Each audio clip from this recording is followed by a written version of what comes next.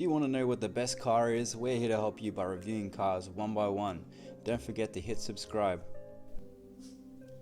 This is the AMG GTR, which was tasked by AMG to fight Porsche's 911 GT3, and it promises great things.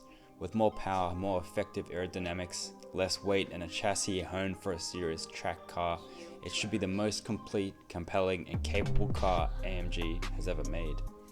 So the heart of that GTR is AMG's 4-litre bi-turbo V8, and it befits the R's role as a performance flagship, as they've been able to increase peak power from 5 to 577 base horsepower with 516 pound-foot of torque from just 1900 RPM right through to 5500 RPM.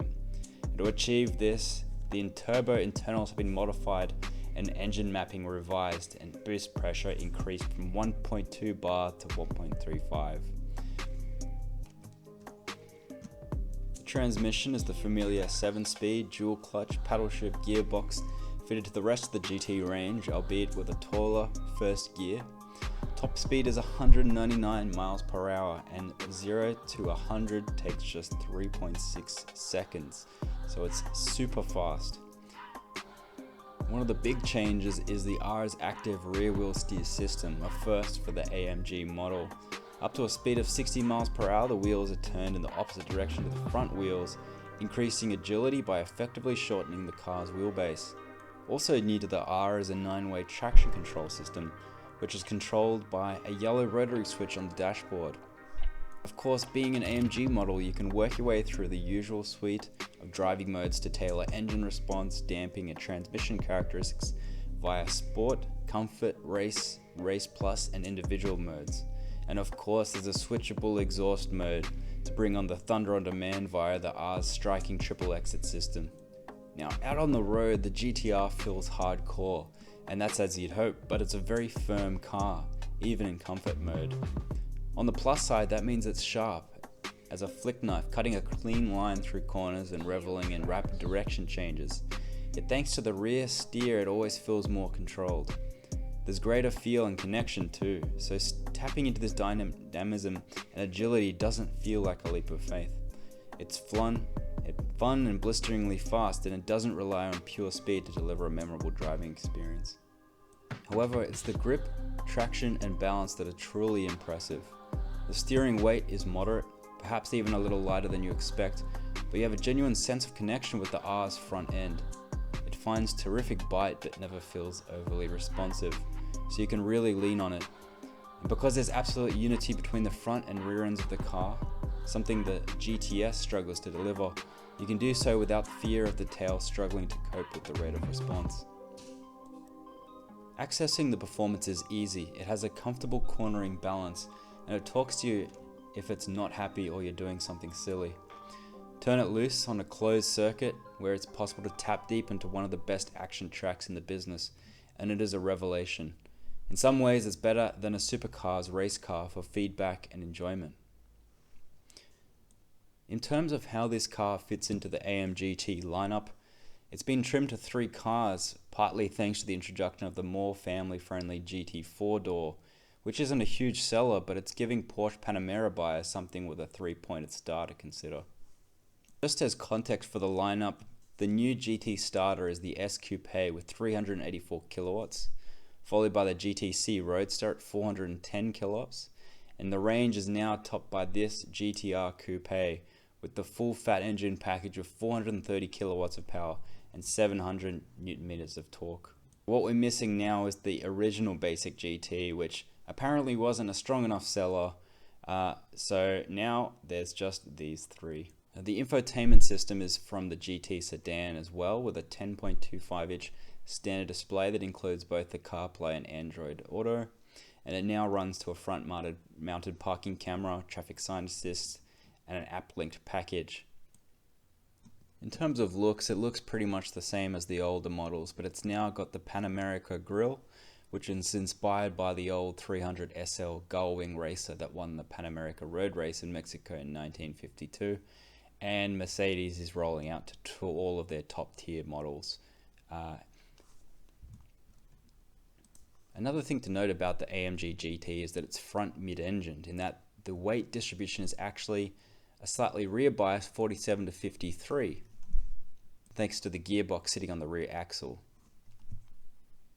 And let's not forget the sound of that V8. With most car manufacturers moving away from the V8, Mercedes is one of the last manufacturers of this turbocharged V8 with its amazing hollering deep sound that comes from the very bottom of its engine block. Okay, let's go and do the spreadsheet and rank the AMG GTR. Okay, so the first category is looks. Now, the AMG GT is a spectacular looking car. I'm not the biggest fan of that front bonnet. I think that's a little bit disproportionate, but I think overall, especially from the back end of the car, the side view is a little bit weird. The front view, especially with the Panamera grille, looks awesome. I'm gonna give it a 9, which is a very high score. Probably lost marks because of the side profile, just because of that disproportionately long bonnet. Now, in terms of the interior, it's quite a nice interior. I like the way they've got the interior buttons laid out in the shape of the V8 engine. Just a reminder that you do have a hot V engine at the front of it. And obviously, the current version of the GTR looks really good with the Mercedes-Benz infotainment unit. But I don't like how, for example, the CLA 45S has a better interior than the higher and GTR car, which has got more of a retrofit, so it's probably going to lose points based on that. I'm going to give it a 7. It also doesn't have any usable rear seats, but that's probably more of a practicality score. So in terms of acceleration, it's got amazing acceleration. I'm going to have to give it a 9 on this one. It's got a 3.6 second 0 to 100 acceleration. So, it's really going to be quite hard to get a higher acceleration than that. In terms of power, again, massive power for this car. I'm going to give it a 9. In terms of practicality, it's going to lose marks here because it's only got 2 seats. And it's quite hard to kind of fit, luggage and grocery and things like that if you want to use it on a day-to-day basis. I'm going to give it a 5. In terms of cool factor, definitely quite cool because there's not a lot of these around the road. I'm going to give it a 8. In terms of quality, it's probably right up there in terms of quality. The engine is really good quality. The interior build, there's lots of carbon fiber on this car. You're probably not going to have the reliability issues that you would on, say, the CLA 45S, for example. So I'm going to give it a 8. In terms of value, now these AMG GTRs are very expensive. They're selling them for $300,000, $400,000, at least in Australia. US probably around 200,000. UK would be about 200,000 pounds as well. I'm going to give it a 5 for value. And in terms of daily driver, again, similar to the practicality score, there's a lot of issues there in terms of there's no rear seats. It's got a very stiff suspension, so driving it around town is quite difficult. And the fact that it's so long, right? How are you going to park that thing? How are you going to make turns in narrow streets? Quite a bad daily driver, in my opinion. And in terms of the X factor, which is just everything that we haven't really covered that just makes it something special. I think there's something special about the Heritage. The design kind of does hark back to kind of AMG's Heritage cars, as well as the fact that it's a successor to the SLS, which was an amazing car as well. Obviously looks very cool. It's a little bit unusual with the front engine, car. So I'm going to give it a 7 for this. So that gives it a 72 score, which is actually slightly lower than the CLA 45S. The same as the CLA 45S and slightly lower than the BMW M3 2021 version. Do you want to know what the best car is? We're here to help you by reviewing cars one by one. Don't forget to hit subscribe.